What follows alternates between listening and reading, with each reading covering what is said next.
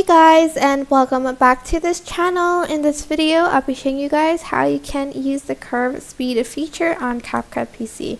So make sure you select the clip first, then you are going to go to speed. Then there's two options, there's normal and curve, so select the curved one. You can either create a graph by yourself in customized, or you can use these curves. There's montage, hero, time, bullet, jump cut, flash in, flash out.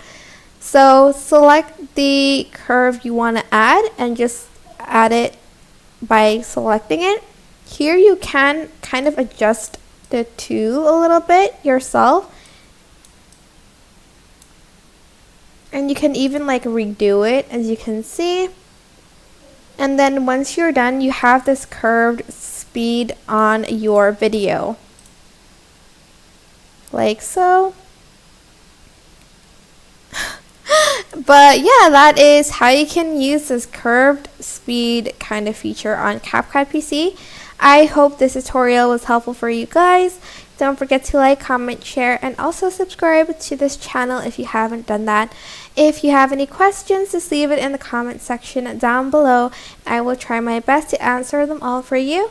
Thank you so much for watching. Bye!